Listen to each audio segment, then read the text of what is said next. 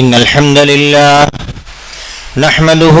ونستعينه ونستغفره ونعوذ بالله من شرور أنفسنا وسيئات أعمالنا من يهده الله فلا مضل له ومن يضلله فلا هادي له وأشهد أن لا إله إلا الله وحده لا شريك له وأشهد أن محمدا عبده ورسوله أعوذ بالله من الشيطان الرجيم بسم الله الرحمن الرحيم إن الذين يغضون أصواتهم عند رسول الله أولئك الذين امتحن الله قلوبهم للتقوى لهم مغفرة وأجر عظيم.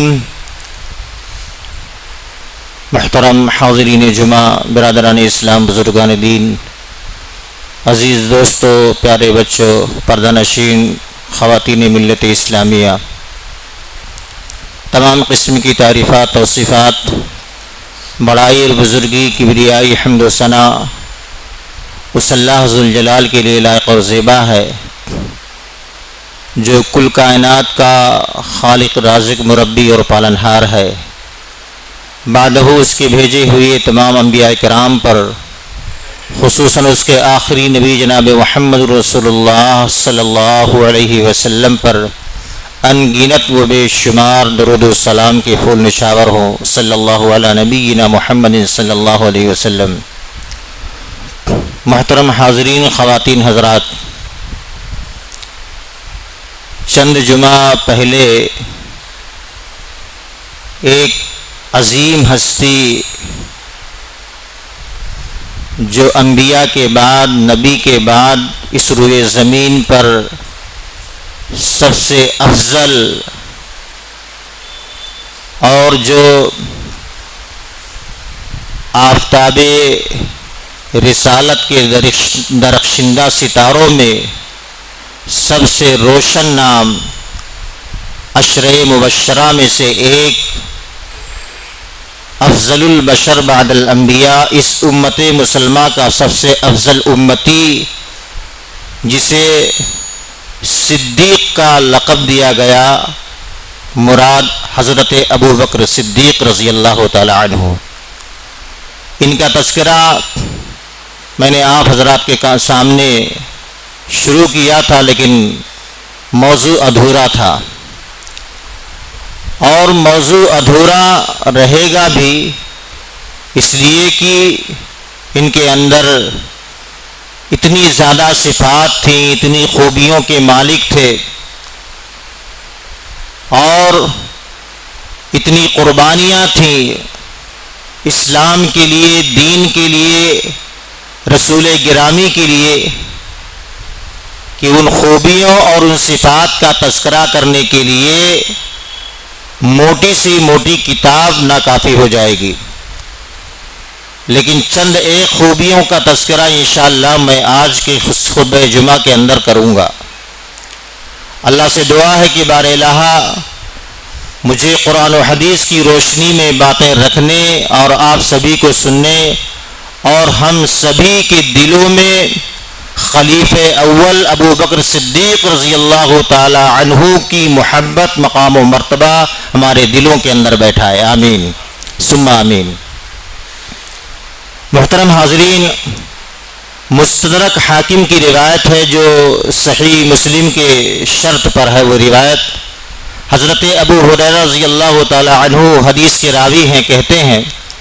کہ جب یہ آیت کریمہ نازل ہوئی، ان الذین یغضون اصواتهم عند رسول اللہ، بلا شبہ وہ لوگ جو اللہ کے رسول کے پاس اپنی آواز پست رکھتے ہیں، دھیمے بولتے ہیں، کڑک آواز میں نہیں بولتے ہیں.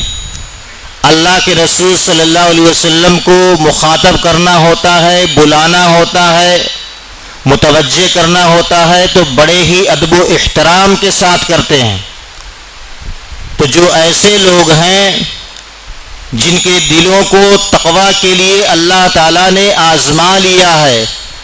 ایسے لوگوں کے لیے مغفرت اور اجر عظیم کا وعدہ ہے. جب یہ آیت کریمہ نازل ہوئی تو ابو بکر صدیق رضی اللہ تعالی عنہ نے معلوم ہے کیا کہا کہ والذی انزل علیک الکتاب یا رسول اللہ لا اکلمک الا کاخی السرار حتی القى اللہ عز وجل ھذا، اے اللہ کے رسول، اللہ کی قسم ہے اس ذات کی جس نے آپ کے اوپر قرآن نازل کیا ہے، میں مرتے دم تک آپ سے اونچی آواز میں گفتگو نہیں کروں گا، بس صرف سرگوشی کے انداز میں آپ سے گفتگو کروں گا، دھیرے دھیرے آپ کے کان میں، یعنی ایسی آواز میں بلند آواز میں آپ کے سامنے نہیں بول سکتا مرتے دم تک کہ آپ کو تکلیف ہو، آپ کی بے ادبی ہو۔ یہ ابو بکر صدیق رضی اللہ تعالی عنہ نے قسم کھا کر کے کہا اور پوری زندگی اسی پر عمل کرتے رہے، جبکہ ابو بکر صدیق رضی اللہ تعالی عنہ عمر میں بڑے تھے، مالدار تھے، سماج کے اندر با اثر شخص تھے،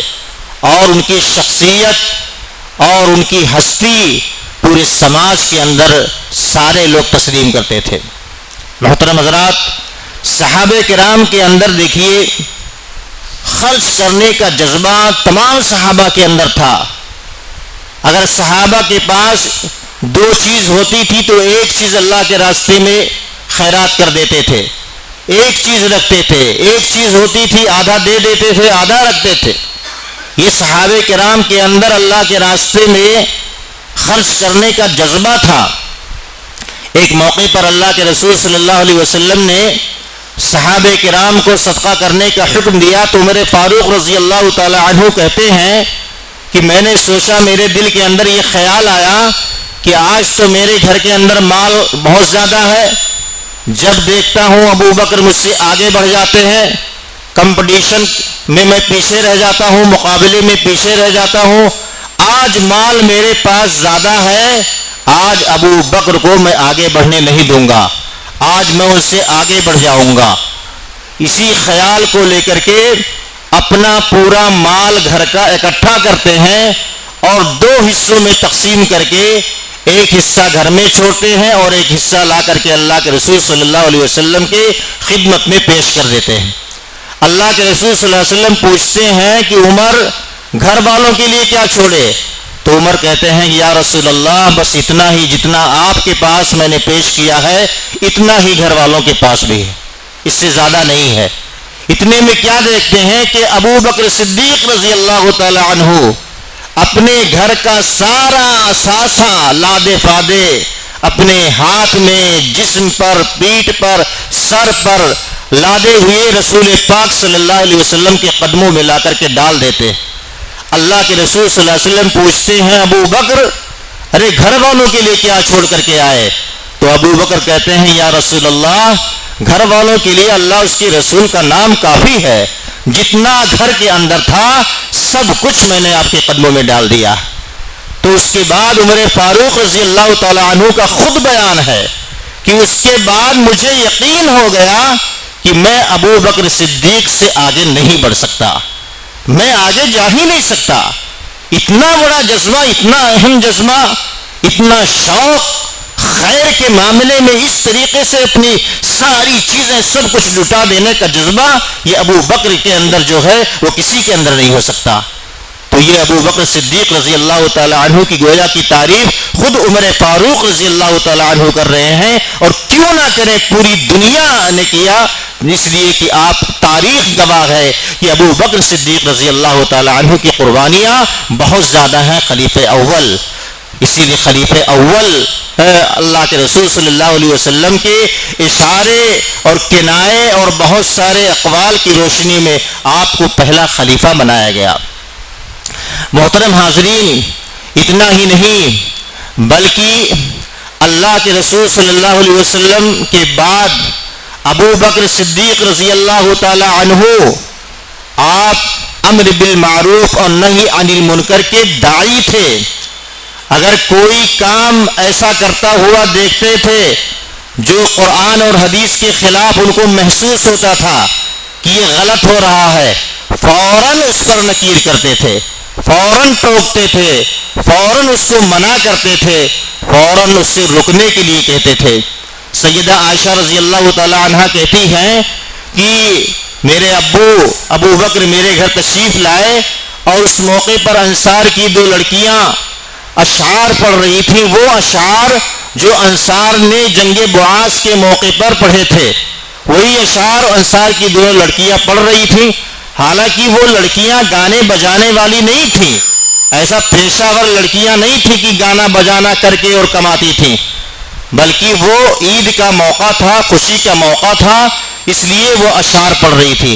تو ابو بکر صدیق رضی اللہ تعالی عنہ کو ایسا لگا کہ یہ غلط ہو رہا ہے، یہ اسلام کے خلاف ہو رہا ہے، شریعت کے خلاف ہو رہا ہے۔ تو ابو بکر صدیق رضی اللہ تعالی عنہ ناراض ہو گئے اور غصہ ہو گئے،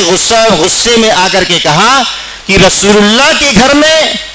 گانے بجانے کی یہ حرکت شیطانی حرکت، اس طریقے سے کہہ کر کے انہوں نے روک دیا۔ اللہ کے رسول صلی اللہ علیہ وسلم کو جب پتا چلا کہ ابو بکر نے اس طریقے سے بچیوں کو، چھوٹی چھوٹی بچیوں کو اشعار پڑھنے سے منع کر دیا، تو اللہ کے رسول صلی اللہ علیہ وسلم نے ابو بکر کو بلا کر کے سمجھایا اور کہا ابو بکر یہ بچیاں اشعار پڑھ رہی ہیں، کوئی گانا بجانا نہیں کر رہی ہیں، اور آپ جانتے ہیں آج ہماری عید کا دن ہے، خوشی کا دن ہے، تہوار کا دن ہے، اس لیے انہیں منع نہ کرو، انہیں پڑھنے دو۔ اس طریقے سے ابو بکر صدیق رضی اللہ تعالی عنہ کو اگر ذرہ برابر بھی احساس ہوتا تھا کہ یہ غلط ہو رہا ہے تو فوراً وہ برداشت نہیں کرتے تھے، فوراً ٹوکتے تھے، فوراً منع کرتے تھے۔ اسی طریقے سے ایک واقعہ سنیں کہ ابو بکر صدیق رضی اللہ تعالی عنہ کے اندر حلال حرام کی تمیز کرنے کا بہت زیادہ جذبہ تھا، حلال کو کی عزت اور احترام کرتے تھے اور اسی کی تلاش میں رہتے تھے، حرام سے کوسوں دور رہتے تھے۔ ابو بکر صدیق رضی اللہ تعالی عنہ کے پاس ایک غلام تھا، غلام سے کام گھر میں کم کرواتے تھے، باہر بھیج کر کے کام زیادہ کرواتے تھے کہ جاؤ باہر محنت مزدوری کرو اور جو اجرت معاوضہ ملے لا کر کے دو۔ وہ غلام جا کر کے باہر مزدوری کرتا تھا اور اس کے بعد جو کچھ ملتا تھا لا کر کے ابو بکر صدیق رضی اللہ تعالی عنہ کے حوالے کر دیتا تھا۔ ابو بکر اپنی ضرورت کے مطابق اس کو خرچ کرتے تھے، اس کو استعمال کرتے تھے۔ ایک دن ایسا ہوا، غلام خود کہتا ہے کہ ایسا ہوا کہ ایک دن میں مزدوری کے لیے گیا تو اتفاق سے مجھے کوئی مزدوری نہیں ملی۔ جیسے بہت سارے لوگ مزدوری کرتے ہیں، ناکے پر کھڑے رہتے ہیں، کسی دن بہت اچھا کام مل جاتا ہے، 2 3 جگہ جانے کا مل جاتا ہے، کسی دن کھڑے رہ جاتے ہیں، ملتا ہی نہیں ہے، 2 4 دن نہیں ملتا ہے۔ غلام کو بھی اس دن کوئی مزدوری نہیں ملی، لیکن واپس ہونے سے پہلے اس غلام کو ایک ایسے آدمی سے ملاقات ہو گئی کہ اس آدمی کے لیے اس غلام نے زمانے جاہلیت میں کہانت کا کام کیا تھا، یعنی کاہن کا کام کیا تھا، اور وہ آدمی پہچان گیا، وہ آدمی غلام کو دیکھ کر کے پہچان گیا اور یہ بھی غلام بھی دیکھ کر کے پہچان گیا۔ کہانت کا کام کیا تھا لیکن اجرت اور معاوضہ اس آدمی کے پاس نہیں تھا اس وقت کہ جو دے دیتا۔ اب اس موقع پر جب ملاقات ہوئی تو اس کے پاس تھا پیسہ اور وہ بات یاد آئی اس کو، اس نے خود آگے بڑھ کر کے پیشکش کی کہ بھائی آپ کا معاوضہ ہمارے پاس رکھا ہوا ہے، آپ نے میرے لیے کہانت کی تھی اور وہ جیسا بھی ہوا تھا کہ نہیں ہوا تھا، تو یہ لیجئے آپ اپنی اجرت، آپ اپنا معاوضہ لیجئے۔ وہ غلام وہ معاوضہ لے کر کے، اجرت اور مزدوری لے کر کے ابو بکر صدیق رضی اللہ تعالی عنہ کے پاس آیا اور وہ کھانے کی کچھ چیز تھی اور اپنا بھی کھایا، ابو بکر کو بھی دیا، ابو بکر رضی اللہ تعالی عنہ بھی کھا گئے۔ اس غلام نے کہا کہ آپ کو پتا ہے یہ کیسی چیز تھی، کس چیز کی کمائی تھی؟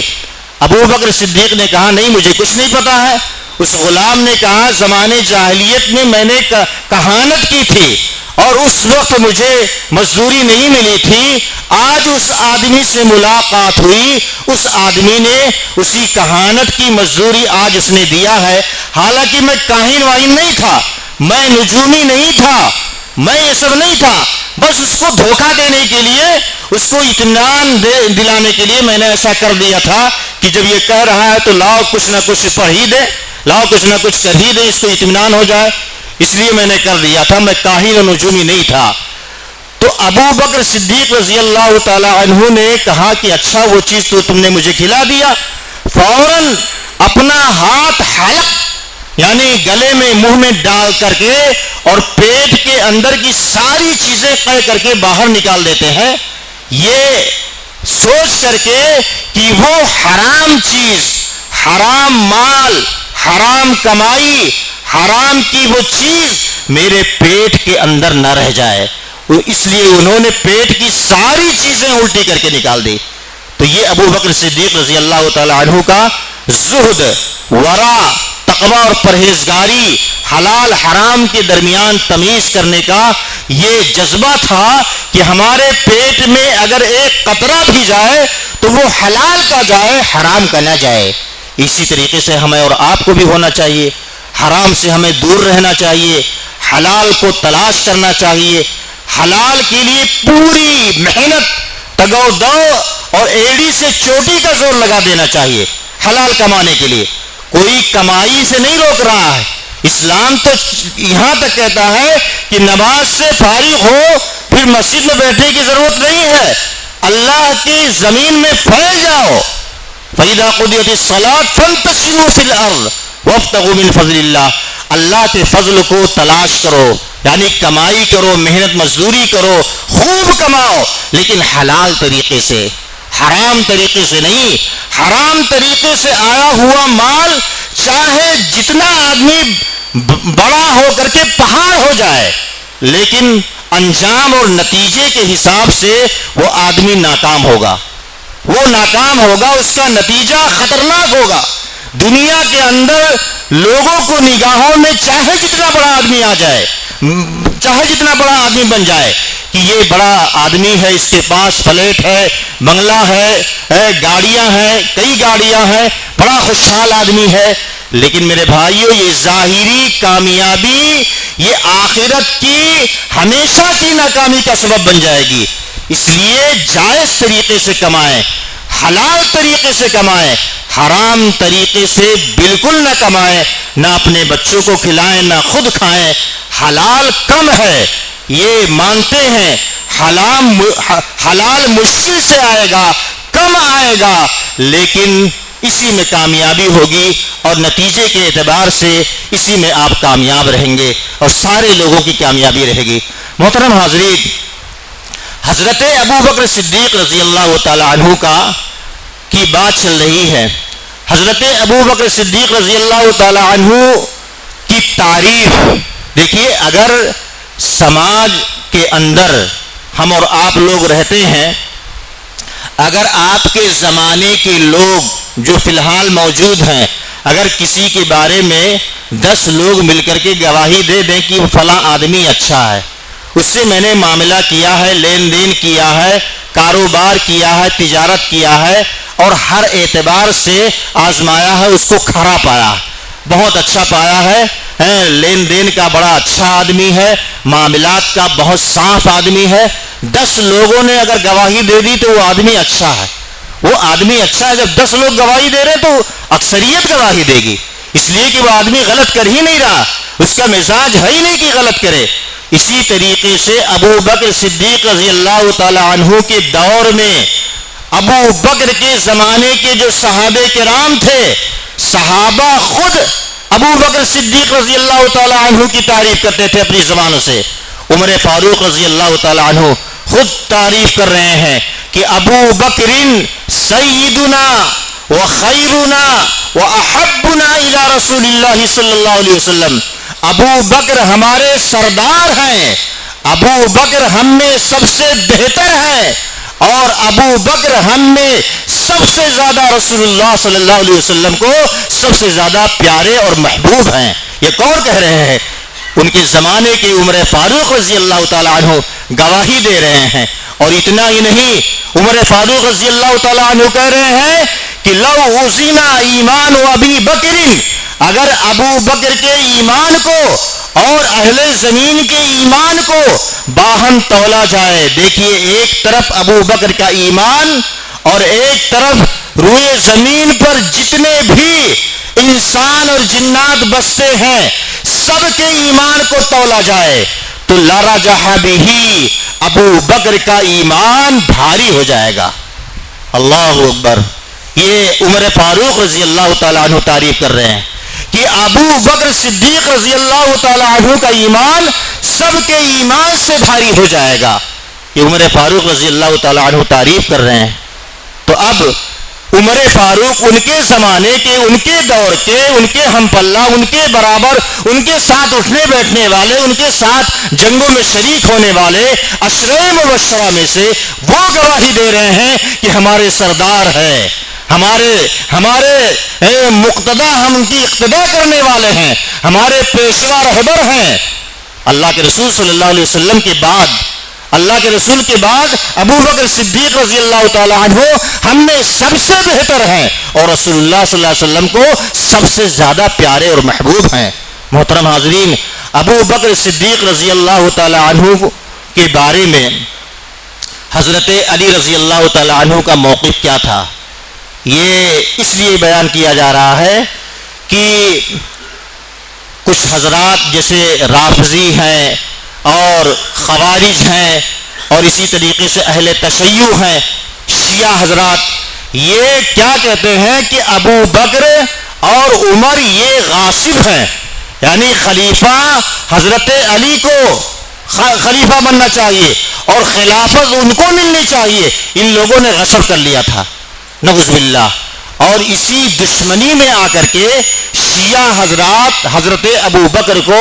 عمر فاروق کو، حضرت عائشہ کو نہ جانے کیا کیا کہتے ہیں،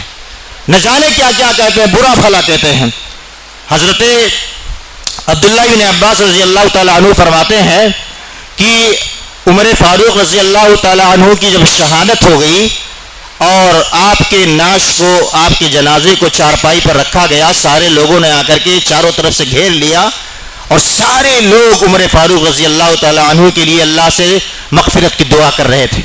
نعش مبارک کو ابھی اٹھایا نہیں گیا تھا، جنازہ ابھی اٹھایا نہیں گیا تھا. یہ حضرت عبداللہ بن عباس کہتے ہیں کہ میں بھی اسی بھیڑ میں موجود تھا، اسی بھیڑ میں میں بھی موجود تھا. اچانک پیچھے سے کسی صاحب نے آ کر کے میرا کندھا پکڑ لیا تو پیچھے جب مڑ کر کے دیکھتا ہوں تو دیکھتا ہوں کہ حضرت علی ہے. حضرت علی کہتے ہیں، کیا کہتے ہیں، عمر فاروق رضی اللہ تعالیٰ عنہ کے حق میں دعائے رحمت کرتے ہیں، رحمت کی دعا کرتے ہیں کہ اللہ رحم فرمائے عمر فاروق پر. اور ان کے نعش مبارک کو مخاطب کر کے کہتے ہیں کہ آپ نے اپنے بعد کسی کو ایسا چھوڑا ہی نہیں کہ جس کو دیکھ کر کے دل کے اندر یہ تمنا ہوتی کہ کاش کے اس کے عمل جیسا میں بھی عمل کرتے ہوئے اللہ سے جا ملوں. یہ کون کہہ رہے ہیں؟ حضرت علی رضی اللہ تعالیٰ عنہ کہہ رہے ہیں کہ آپ نے اپنے بعد کسی شخص کو ایسا چھوڑا ہی نہیں کہ جس کو دیکھ کر کے یہ تمنا ہوتی کہ کاش کی اس کے عمل جیسا عمل کرتے ہوئے میری بھی وفات ہو جاتی. یہ حضرت علی رضی اللہ تعالیٰ عنہ تعریف کر رہے ہیں. اور حضرت علی کو خدا بنانے والے، حضرت علی کو نہ جانے کیا کیا کہنے والے یہ کہتے ہیں کہ حضرت علی کا حق تھا اور حضرت علی کو خلیفہ اول ہونا چاہیے تھا. یہ سب غاصب ہیں، ابو بکر صدیق اور عمر فاروق رضی اللہ تعالیٰ عنہ. اور تعریف کون کر رہے ہیں؟ علی رضی اللہ تعالیٰ عنہ تعریف کر رہے ہیں. تعریف کرتے ہوئے کہہ رہے ہیں کہ کاش کی عمر فاروق جیسا کوئی ہوتا ان کی وفات کے بعد کہ اس کے عمل کو دیکھ کر کے دل کے اندر یہ تمنا ہوتی کہ اس کے عمل جیسا عمل کرتے ہوئے میں بھی اللہ تعالیٰ سے جا ملوں. اور پھر آگے کہتے ہیں کہ میں یہ بات کیوں کہہ رہا ہوں؟ اس لیے کہ مجھے پہلے ہی یقین تھا کہ آپ اپنے دونوں ساتھیوں کے ساتھ میں جا کر کے لیٹیں گے. یعنی اللہ کے رسول صلی اللہ علیہ وسلم کی وفات ہوئی اور اس کے بعد ابو بکر صدیق رضی اللہ تعالیٰ عنہ کی وفات ہوئی قبر بغل میں، اور دونوں ساتھیوں کے بغل میں عمر فاروق رضی اللہ تعالیٰ عنہ کی قبر شریف. تو یہ حضرت علی کہہ رہے ہیں کہ پہلے ہی مجھے یقین تھا کہ آپ اپنے دونوں ساتھیوں کے ساتھ ہی میں رہیں گے. اور کہتے ہیں کہ میرا یہ یقین کیوں تھا؟ میرا یہ یقین اس وجہ سے تھا کہ اللہ کے رسول صلی اللہ علیہ وسلم کے زبان مبارک سے نکلے ہوئے الفاظ اکثر میں نے یہ سنے تھے۔ کون سے الفاظ تھے؟ یہ الفاظ یہ تھے کہ خرجت انا و ابو بکر و عمر، یا ذهبت انا ابو بکر و عمر، میں ابو بکر عمر گئے۔ دخلت انا ابو بکر و عمر، میں ابو بکر اور عمر داخل ہوئے۔ خرجت انا ابو بکر و عمر، میں ابو بکر اور عمر نکلے، باہر نکلے۔ یہ اللہ کے رسول صلی اللہ علیہ وسلم اکثر یہ الفاظ کہا کرتے تھے۔ تو یہ حضرت علی رضی اللہ تعالیٰ عنہ کہہ رہے ہیں، تعریف کر رہے ہیں۔ اور حضرت علی رضی اللہ تعالیٰ عنہ کے بیٹے محمد بن علی بن ابی طالب یہ خود کہتے ہیں کہ میں نے اپنے ابا سے پوچھا، میں نے اپنے ابا محترم سے پوچھا حضرت علی سے کہ ای الناس خیر بعد رسول اللہ صلی اللہ علیہ وسلم، اللہ کے رسول صلی اللہ علیہ وسلم کے بعد اس روئے زمین پر سب سے افضل، سب سے بہتر انسان کون ہے؟ تو انہوں نے جواب کیا دیا؟ حضرت علی نے کہا قالا ابو بکر، ابو بکر یہ سب سے افضل ہے۔ اس کے بعد محمد بن علی، حضرت علی کے لڑکے محمد یہ کہہ رہے ہیں کہ پھر میں نے اپنے ابا سے پوچھا کہ اس کے بعد حضرت ابو بکر کے بعد سب سے افضل کون ہے؟ تو حضرت علی نے کہا ثم من، جب سوال کیا گیا تو حضرت علی نے کہا ثم عمر، حضرت ابو بکر صدیق کے بعد حضرت عمر کی فضیلت ہے۔ یہ حضرت علی رضی اللہ تعالیٰ عنہ خود کہہ رہے ہیں میرے بھائیوں۔ اسی طریقے سے صحابہ کرام کو یہ شیعہ حضرات نہ جانے کیا کیا کہتے ہیں۔ یہ جو انجینئر محمد علی مرزا کو آج کے نوجوان جس پر فدا ہے، شیدائی ہے، اس کی تقریروں کو یوٹیوب پر بار بار بڑے شوق سے سنتے ہیں کہ ارے یار وہ تو اہل حدیثوں کی حدیثیں اور صحیح حدیثیں بیان کرتا ہے، اہل حدیثوں کے عقائد اور ان کے مسالک، ان کے مذہب کو راجح قرار دیتا ہے۔ یہ سب لوگ نہیں سمجھ سکتے ہیں، اندر گھسنے کے لیے پہلے قریب ہونا پڑے گا۔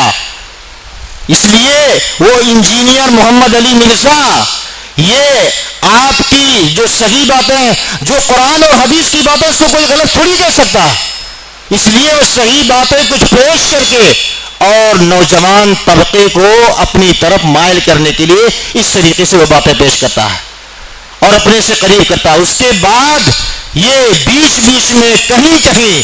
حضرت صحابہ کرام پر، خاص طور سے حضرت ابو بکر صدیق، حضرت عمر فاروق، حضرت سیدہ عائشہ رضی اللہ تعالی عنہ پر نہ جانے کیسی کیسی باتیں کہا جاتا ہے، نوجوانوں کو احساس بھی نہیں ہوتا اور خدشہ ہے، ڈر ہے کہ یہ نوجوان گمراہ نہ ہو جائے، گمراہی کے راستے پر نہ چلے جائے۔ اس لیے نوجوانوں سے میری اپیل اور گزارش ہے کہ آپ اگر تقریر سنیں تو آپ مستند علماء، کیا علماء اہل حدیث کم ہیں؟ ان کے بیانات کم ہیں؟ ان کی تقریریں سننے کے لیے آپ کو کم ہیں علماء؟ ان کی تقریریں سنیے، قرآن و حدیث کی صحیح حدیثیں، صحیح باتیں سنیے۔ آپ غلط باتوں میں نہ جائیے، اور آپ تمیز نہیں کر سکتے، ہر کوئی تمیز بھی نہیں کر سکتا کہ یہ کیا غلط کہہ رہا، کیا صحیح کہہ رہا۔ صحابہ کرام پر تبارہ کرنے والوں کے بارے میں ائمہ کرام کی بہت سارے اقوال ہے کہ جو صحابہ کرام کو اپنے سے الگ قرار دیتے ہیں، تو ایسے لوگوں کے بارے میں ائمہ کرام کے اقوال کیا ہیں؟ ابو بکر المروزی کہتے ہیں کہ ابو عبداللہ امام احمد بن حنبل سے میں نے پوچھا اس شخص کے بارے میں کہ جو ابو بکر اور عمر اور سیدہ عائشہ کو گالیاں دیتا ہے، جو برا بھلا کہتا ہے، جو الٹا سیدھا کہتا ہے، تو آپ کا اس شخص کے بارے میں موقف کیا ہے، کیا خیال ہے؟ تو امام احمد بن حنبل رحمہ اللہ نے فرمایا کہ لا ما اراہ علی الاسلام، ایسے شخص کو میں مسلمان سمجھتا ہی نہیں، ایسا شخص مسلمان ہے ہی نہیں کہ جو صحابہ کرام کو الٹا سیدھا کہے، جو صحابہ کرام کو برا بھلا کہے، جو صحابہ کرام کو گالیاں دے۔ آپ کو پتہ نہیں ہوگا کہ صحابہ کرام کو کیسے لوگ گالیاں دیتے ہیں، ہر کوئی نہیں پتہ لگا سکتا۔ صحابہ کرام کو نہ جانے کیسے کیسے یہ شیعہ حضرات گالیاں دیتے ہیں، اپنی مجلسوں میں برا بھلا کہتے ہیں، برا بھلا کہتے ہیں۔ اسی طریقے سے امام ابو اسحاق السبیعی فرماتے ہیں کہ جو ابو بکر اور عمر سے بغض رکھتا ہے وہ کبیرہ گناہوں میں مبتلا ہے، وہ کفر کا کام کر رہا ہے۔ اسی طریقے سے ایک اہل حدیث کے ممتاز اہل حدیث عالم دین شاہ نقوی حفظہ اللہ فرماتے ہیں، ابھی زندہ ہے، وہ فرماتے ہیں کہ ہمارے گھرانے میں، ہمارے ہی گھر میں میرا ایک سگا ماموں تھا، جب اس کا انتقال ہوا تو انتقال کے موقع پر اس سے ایسی آوازیں آ رہی تھیں کہ جیسے کوئی کتا بھونک رہا ہو، ایسی آوازیں آ رہی تھی، اس کی روح نکل رہی تھی، بستر مرگ پر تھا، کتے جیسی آواز آ رہی تھی۔ کیوں کتے جیسی آواز آ رہی تھی؟ اس کا چہرہ بالکل بدل گیا تھا، بگڑ گیا تھا۔ اس کا چہرہ اس وجہ سے بگڑا تھا کہ جب ایسا اس کی عادت تھی اور خراب عادت تھی، گندی عادت تھی کہ گھر کے اندر جب کوئی کتا داخل ہوتا تھا، کوئی پلا کتے کا بچہ داخل ہوتا تھا، تو میرا ماموں کیا کہتا تھا کہ ابو بکر آ گیا، عمر آ گیا۔ اس طریقے سے کتے کو اشارہ کر کے کہتا تھا کہ ابو بکر آ گیا گھر کے اندر، گھر کو صاف کرو، گھر کو دھلو، عمر آ گیا گھر کے اندر، اس کو گھر کو صاف کرو، گھر کو دھلو۔ اس طریقے سے جس کی وجہ سے مرتے وقت اس کی یہ حالت ہو گئی تھی کہ مر رہا تھا تو کتوں جیسے بھوک رہا تھا۔ دنیا کے اندر بھی یہ سزا اللہ تعالیٰ دیتا، مرنے کے بعد تو سزا ہی سزا ہے، دنیا کے اندر بھی سزا ملتی ہے۔ اسی طریقے سے آخری بات امام مستغفری رحمہ اللہ فرماتے ہیں کہ ایک بزرگ کا عالم دین، بہت بڑے عالم دین تھے، ان کا قول نقل کرتے ہوئے فرماتے ہیں کہ وہ کہتے ہیں کہ ملک شام میں گیا ہوا تھا اور اتفاق سے نماز پڑھنے کے لیے ایک مسجد میں گیا اور امام کے پیچھے نماز پڑھا، نماز سے فارغ ہوا تو کیا سنتا ہوں کہ امام جو تھا وہ ابو بکر صدیق رضی اللہ تعالیٰ عنہ اور سیدنا عمر فاروق رضی اللہ تعالیٰ عنہ کے حق میں بے ادبی کرتے ہوئے، شان میں بے ادبی کرتے ہوئے بددعائیں کر رہا تھا، برا بھلا کر رہا تھا، بددعا لعنت بھیج رہا تھا نماز کے بعد۔ گویا کہ ہر نماز کے اندر ایسے وہ کرتا رہا ہوگا وہ امام، اور اس مسجد کے اندر یہی چل رہا ہوگا۔ اس کے بعد وہ کہتے ہیں کہ ایک سال گزر گیا، دوسرے سال پھر ملک شام جانے کا اتفاق ہوا، اور جب میں پھر اسی مسجد میں نماز پڑھنے کے لیے گیا، نماز امام کے پیچھے پڑھا، نماز سے فارغ ہوا تو اس امام نے ابو بکر صدیق رضی اللہ تعالیٰ عنہ، عمر فاروق رضی اللہ تعالیٰ عنہ کے حق میں دعا فرمائی، رحمت کی دعا فرمائی۔ تو میں اچنبھے میں پڑ گیا کہ یہ تبدیلی کیسے ہو گئی؟ تو میں نے نمازیوں سے پوچھا، لوگوں سے پوچھا کہ بھائی وہ پرانا والا امام کہاں گیا؟ تو لوگوں نے کہا پرانا والا امام آئیے ہم دکھاتے ہیں آپ کو۔ لوگ ان کو اپنے ساتھ میں لے کر کے گئے، ایک گھر کے اندر داخل ہوئے تو دیکھا ایک آدمی بیٹھا ہوا ہے اور اس کا چہرہ بالکل بدل گیا ہے، کتے جیسی آواز نکل رہی ہے، کتے جیسا چہرہ ہو گیا، اس کی شکل بالکل بدشکل ہو گئی ہے اور اس کے آنکھوں سے آنسو جاری ہیں، کتے جیسی اس کا چہرہ ہو گیا ہے، آواز نکل رہی ہے۔ لوگوں نے کہا کہ یہ ہے پرانا امام، یہ پہلے والا امام ہے جو پہلے امامت کرتا تھا۔ تو میں نے، وہ بزرگ عالم دین کہتے ہیں، میں نے اس سے خود پوچھا کہ کیا تم ہی وہ امام جو نماز کے بعد ابو بکر صدیق اور عمر فاروق کے حق میں بددعائیں کیا کرتے تھے؟ تو اس نے سر ہلا کر کے کہا کہ ہاں۔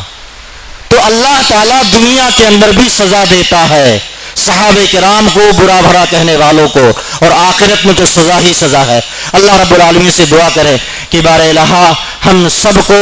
دین کی صحیح سمجھ عطا فرمائے۔ صحابہ کرام جن کے ذریعے سے ہم تک دین پہنچا ہے، ہم تک اسلام اور شریعت کے احکام پہنچے ہیں، اگر ہم انہی کو مطعون کریں گے، انہی کو برا بھلا کہیں گے اور انہی کو مشکوک کر دیں گے اور ڈاؤٹ فل کر دیں گے تو پھر تو ہمارا پورا دین ڈاؤٹ فل ہو جائے گا، اس لیے کہ انہی کے ذریعے سے اسلام ہم تک پہنچا ہے۔ تو یہ مخالفین کی سازشیں ہیں، یہ دشمنان اسلام کی سازشیں ہیں کہ ان کو مطعون کیا جائے، ان کو ڈاؤٹ فل کیا جائے اور ان کو لوگوں کے سامنے اس طریقے سے برا چہرہ پیش کیا جائے تاکہ یہ مسلمانوں کا دین مشکوک ہو جائے۔ اللہ تعالی ہم سب کو صحیح سمجھ عطا فرمائے۔ انشاءاللہ اللہ کے رسول صلی اللہ علیہ وسلم کے بعد جو خلفائے راشدین ہیں، چاروں خلفاء کے تعلق سے کچھ نہ کچھ باتیں جمعہ کے اندر آپ کے سامنے رکھنے کی کوشش کروں گا۔ رب العالمین ہماری اس تمنا کو اللہ قبول فرمائے، اس کو پورا فرمائے، آمین۔ وآخر دعوانا ان الحمدللہ رب العالمین۔